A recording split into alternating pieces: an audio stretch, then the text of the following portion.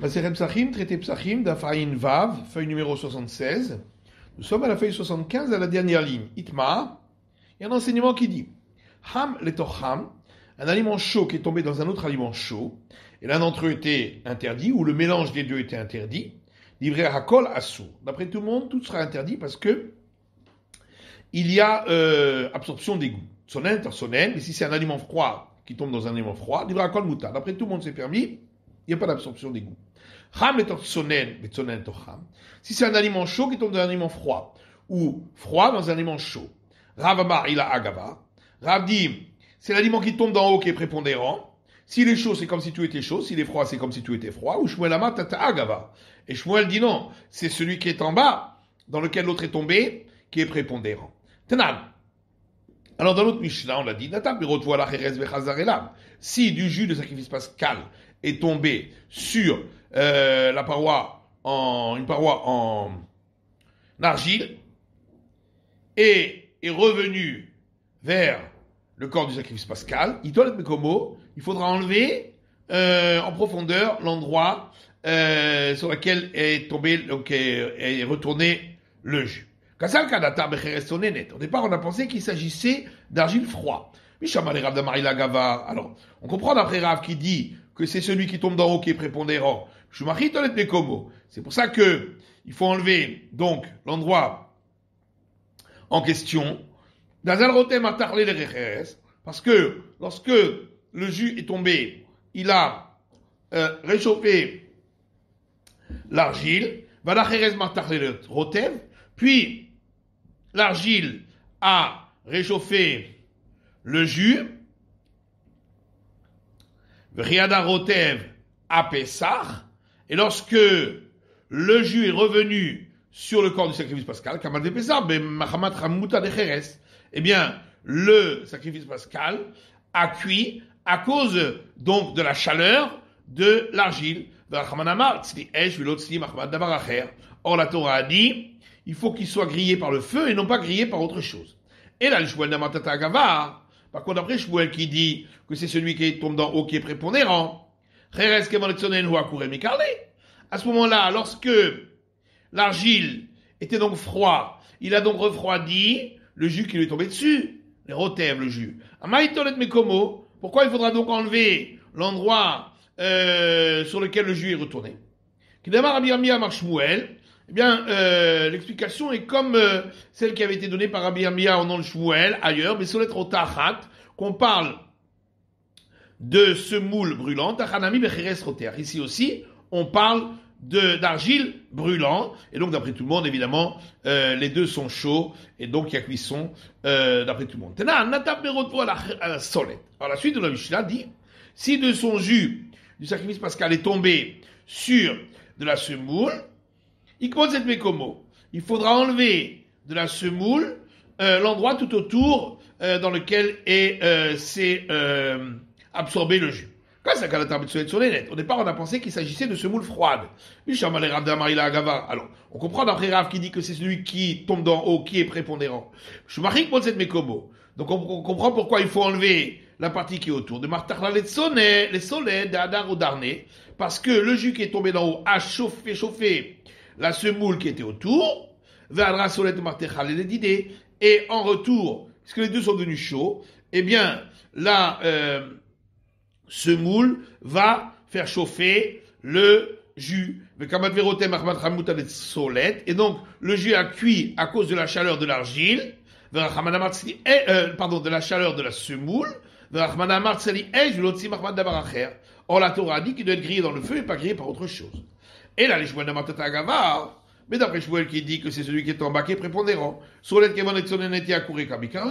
puisque l'argile est froide, donc elle refroidit le jus. La Malik Moset Mekomo. Pourquoi il faut enlever cette partie autour, donc, de semoule?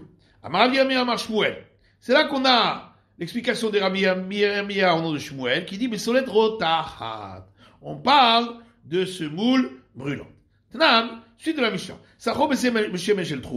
Si on a enduit le corps du sacrifice pascal avec de l'huile provenant de prélèvement au prêtre, im chaburat kohanim, Si ceux qui étaient inscrits pour manger ce sacrifice pascal étaient un groupe de prêtres, Yochelou, ils pourront manger. Im Shel Israël, mais si c'était des Israël, donc qui n'étaient pas des prêtres, Im Chayou Yadichelou. Si la viande était crue, il suffira de bien la laver, Im Tzelihu, Iklovet Achitson. Mais si elle était grillée, là il faudra enlever la première pellicule. Bishamale Rav d'Amar ila Agava, Amotel Achisagele Beklipa. D'après Rav qui dit que c'est celui qui tombe d'en haut qui est le plus important. Or, donc ça c'est l'huile. L'huile était froide. Donc c'est pourquoi il suffira d'enlever simplement une pellicule, puisque c'est l'huile qu'on a posée par-dessus, donc qui était froide. Et donc il y a juste un tout petit peu qui s'est absorbé. Et là, je peux n'importe Gava. Par contre, après Shmuel qui dit que c'est celui qui est en bas qui est prépondérant, étant donné qu'il était chaud, donc le corps du sacrifice pascal, Mivla Bala, il a donc absorbé entièrement. Amaï Sagile Beklipa. Pourquoi il suffit d'enlever une pellicule? L'Itzar il devrait être interdit entièrement. Alors, c'est différent quand on enduit, comme c'est un tout petit peu, donc ça c'est absorbé uniquement sur une toute petite profondeur. Tania qui va dire Shmuel. Et une braïta qui est un appui pour la vie de Shmuel. Cham letocham assour. Donc la braïta dit, du chaud qui tombe dans du chaud, tout est interdit. De même du froid qui tombe dans du chaud.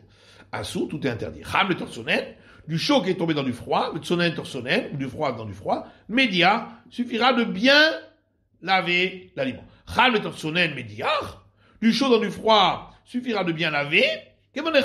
Puisque c'est du chaud qui est tombé dans le froid. Adebikarle, yefshar de l'obala pourta. Le temps qu'il soit refroidi est impossible qu'il n'ait pas absorbé un tout petit peu. Klipa mi anivraé. Donc il faudrait quand même enlever la première pellicule. Et la ema hametortsonen kolef. Pour ça il faut dire, si c'est du chaud qui est tombé dans le froid, on enlève la première pellicule. Tsonen et tortsonen, mais dire si c'est du froid dans du froid, suffira de bien rincer. Tanya idach. Autre braïta, toujours dans le même sens. Bassar roter, chez la femme de tochalav roter. De la viande brûlante qui est tombée dans du lait brûlant. Ou bien, la viande froide dans du lait chaud. Assour, c'est interdit, on va d'après celui qui est en bas. Cham le tortsonen, tsonen tortsonen.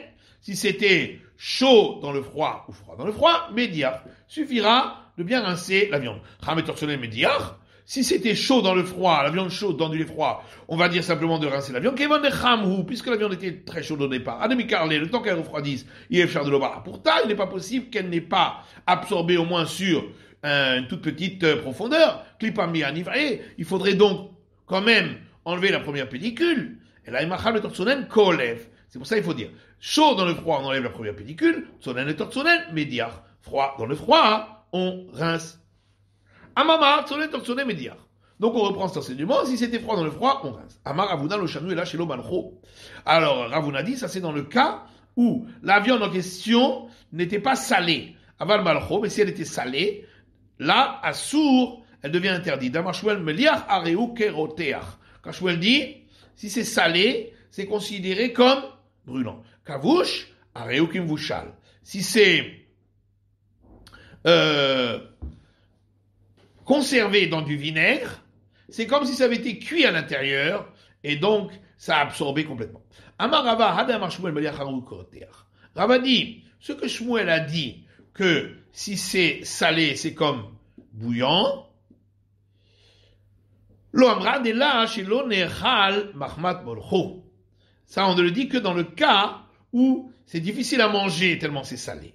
Aval nechal mahmat molcho. Mais si c'est s'il n'y a pas de problème à le manger, malgré qu'il ait été salé, l'eau, dans ce cas-là, ça n'absorbe pas. Alors, il y avait une volaille qui est tombée dans un pot de sauce lactée. Charrier Rav Chinana, Béré Rav Pashrounia, Rav Chinana, fils de Rav Pashrounia, a autorisé la volaille. Yama Rava Man Hakin, Mishra Milta Kihaï. Rav a dit, combien il faut être intelligent pour interdire une chose pareille.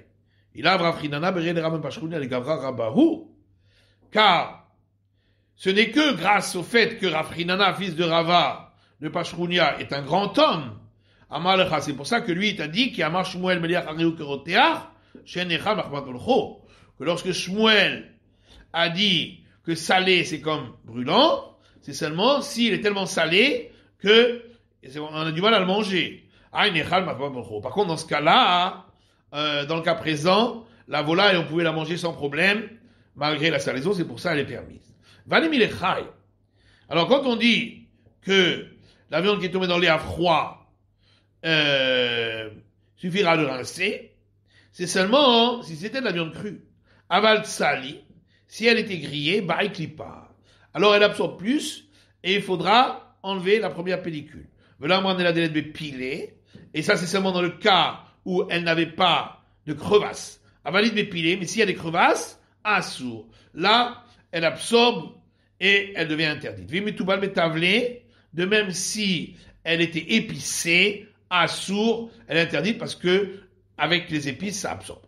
Amar basar shruta shamen shetzloim basar nevela karouche. Rav dit, de la viande animale abattue rituellement, qui est une viande grasse, qu'on a grillée en même temps que de la viande animale non abattue rituellement et qui est une viande maigre. Assour, eh bien, la viande qui était au départ permise deviendra interdite. Maïtama, mais fatme mehadane. Pourquoi?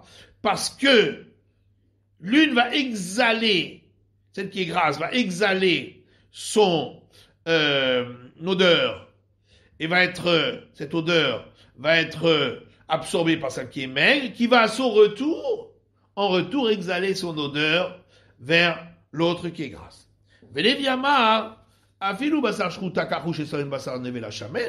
Lévi lui dit, même si c'était de la viande d'animal qu'on a abattu rituellement, qui est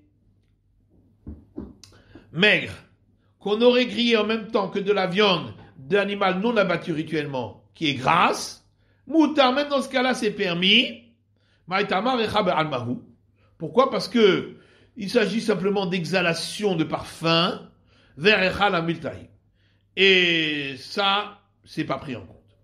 Avi Lévi Ouvda Beresh Geluta, et Lévi a appliqué sa règle chez l'Axilar, Begedi Vdevacher, concernant de la viande de chevreau et de la viande de cochon qui avait été grillée au même moment.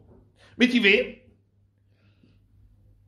Alors, on apporte une objection d'une Tosefta. On n'a pas le droit de griller deux sacrifices de Pâques au même moment, dans le même four, à cause du mélange. N'est-ce pas? Parce que c'est un mélange de goût. Mais Kachal et Lévi, question contre Lévi, puisqu'on voit ici donc que l'exhalation du parfum, c'est considéré comme si ça avait absorbé le goût.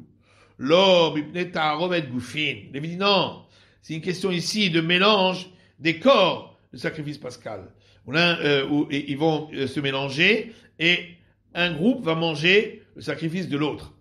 Et d'ailleurs, ainsi c'est plus logique d'expliquer. Mais des Katani Sefa, puisque la suite de la Tosefta dit, Avilogedi Outlé, même s'il s'agissait d'un chevreau et d'un agneau.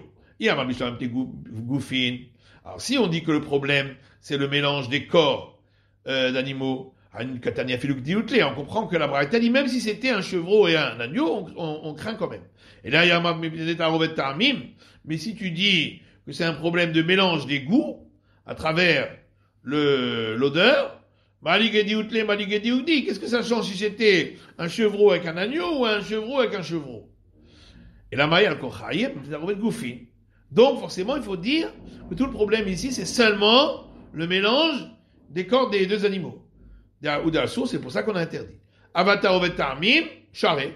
Mais à cause du mélange de l'exhalation des odeurs, ça, il n'y a pas de problème. Les matières tout à des raves. Donc, cette Tosefta est une objection contre Rav. Rabbi Ami a dit ici, on parle dans le cas où on les a grillés dans deux casseroles différentes. Et donc, c'est pour ça qu'il n'y a pas de mélange des parfums. Mais je dis que des rods, c'est le cas d'Attar. Comment? Tu crois qu'on parle de deux casseroles? On n'a pas le droit de griller dans une casserole. Ça s'appelle cuire. Et là, il faut dire, ça ressemblait à deux casseroles. Ça veut dire qu'il y avait une séparation entre les deux. Et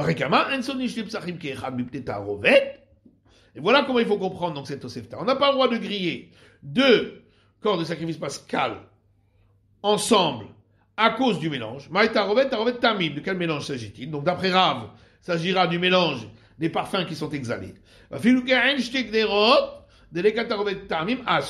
Et puis la Tosefta rajoute que même si c'était comme dans deux casseroles, donc il y avait une séparation, et donc il n'y a pas de mélange d'exhalation de parfum, c'est quand même interdit, Mishum Tarovet Goufin, à cause du risque de mélange des deux corps des deux animaux. Même lorsqu'il s'agit d'un chevreau et d'un agneau. Amar Rav Mari, Ketanae. Rav Mari dit que la discussion entre Rav et Lévi, elle correspond en vérité à une discussion entre les maîtres du temps de la Mishnah. Puisque on a vu une braïta qui dit Arodé Patrama, celui qui a enlevé, qui a sorti du four un pain chaud, il a posé sur un tonneau de vin de prélèvement pour les prêtres. Rabbi Meir interdira le pain à cause de l'exhalation de l'odeur du vin. Rabbi Uda autorise. Rabbi Yossi matir b'shel chitin v'osser b'shel sourin. Rabbi Yossi permet s'il s'agit de pain de farine de blé et interdit si c'était de farine d'orge. Déjà séorin chez Avot. Parce que dans le cas de l'orge, ça, le pain va attirer à lui, va absorber cette odeur. Maïlav Tanaï. Donc n'est-ce pas? C'est donc une discussion entre les maîtres du temps de la Mishnah. L'un pense que l'exhalation du parfum, on n'en tient pas compte, et l'autre pense que on en tient compte. L'Agmar dit Lévi Vadaï Tanaï. Pour Lévi, effectivement, il y a dessus une discussion, puisqu'il y en a qui disent qu'on tient compte et on interdit. Les Rav Nematanaï, est-ce que pour Rav, est-ce que son opinion serait sujette ici à discussion? Rav te répond, mais non, tout le monde est d'accord qu'on tient compte de l'exhalation du parfum. Lavit Marala, n'est-ce pas qu'il a été dit au sujet de cette Tosefta, de cette Braïta derrière? Amar Rabba Bachana Amar Resh Lakish, Rabba Bachana dit au nom de Resh Lakish, mais pas Trama avec Rabbi Petoucha Livra Kol Assour. Si c'était du pain chaud qu'on avait posé sur un tonneau de vin ouvert, d'après tout le monde c'est interdit. Mais pas de son ennemi Rabbi Petoucha Livra Kol Moutar. Si c'était du pain froid sur un tonneau fermé, tout le monde permet. Toute la discussion, c'est dans le cas de pain chaud posé sur un tonneau fermé, pas de sonnenet de Chavit Petoucha, ou d'un pain froid posé sur un tonneau ouvert. Mais en tous les cas, vers un ami, notre cas à nous, c'est comme le cas du pain chaud posé sur un tonneau ouvert, il y a exhalation, on tient compte de l'exhalation du parfum. Tane Rav Kahana Bere de Rav Chinana Saba.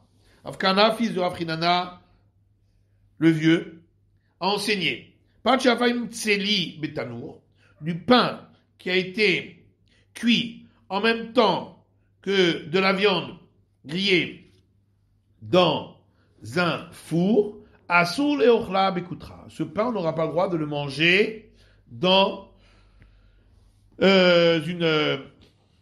avec de la sauce lactée. Il y avait de la volaille, un poisson, du poisson, qui a été grillé en même temps que de la viande. Asra Rava mi Parzikia, les Michle Bekutra. Et Rava de Parzikia interdit de manger ce poisson dans une sauce lactée. Mar Baravashi Amar Afilu Bemilchanami Asura. Rama Baravashi dit, même on n'a même pas le droit de la manger avec du sel, sans sauce lactée. Ils sont de Kashia l'Erecha, parce que ça donne une mauvaise odeur, une mauvaise haleine. Donc la viande qui a reçu du goût le poisson qui a reçu du goût de viande, ou le davaracher, et ça donne également, ça risque de donner la lèpre aussi. Matiti, une prochaine Mishnah. Il y a 5 cas de sacrifice ou d'offrande qu'on peut apporter quand toute l'assemblée ou la majorité de l'assemblée est impure. Venan Nechalim et tout. Par contre, on ne pourra pas les manger dans cette impureté. Ha-Omer, donc, l'offrande appelée de Homer offerte avec de la farine d'orge le 16 Nissan, Shte Alechem, les deux pains offerts à la fête de Shavuot, Velechem Apanim, et les pains de proposition qu'on a portés chaque Shabbat, les Ifrei Shalmei Tzibour, et les sacrifices pacificatoires du public offerts à Shavuot, ou Seirei Racher Chodashim, et les boucs offerts au Néoménie. Tous ces cas-là sont des sacrifices offerts par l'Assemblée d'Israël et qui sont normalement consommés. Et donc, on pourra l'offrir dans l'impureté parce que c'est un sacrifice public. Donc, si la majorité du public était impure, par contre, on ne pourra pas les consommer. Après ça, Sheba Betouma, Nechal Betouma. Le sacrifice pascal qu'on a offert lorsque la majorité de l'Assemblée d'Israël était impure, on pourra le manger dans l'impureté, lui. Chez l'Oba Mitrilato, il a la Achila. Parce que le sacrifice pascal, il n'est offert que pour pouvoir être mangé. Sinon, on ne peut pas l'offrir. Hamisha, le Merotemai. Alors la Gemara dit, quand on a dit dans la Mishnah qu'il y a 5 cas, qu'est-ce qu'on veut exclure? Le Merote Chagigat Hamisha Asar. Pour exclure le sacrifice de fête, offert le 15 Nissan, et à chacune des 3 fêtes de pèlerinage. C'est ça qu'à la Tachaminakem, on est comme un Tzibourou.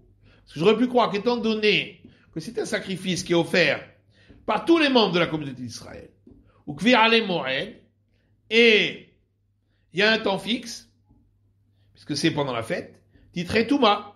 Donc ça repousse l'impureté, lorsque la majorité de l'assemblée est impure. C'est pourquoi on vient m'apprendre qu'étant donné que il y a un rattrapage pour l'offrir pendant tous les 7 jours de la fête, l'Odachia Shabbat, et c'est pourquoi elle ne repousse pas le Shabbat, mais le Shabbat l'Odachia Touma. Et puisqu'elle ne repousse pas le Shabbat, elle ne repoussera pas non plus l'impureté, puisque les deux sont liés. C'est la fin de l'étude de la feuille numéro 76 d'Afraïn Vav.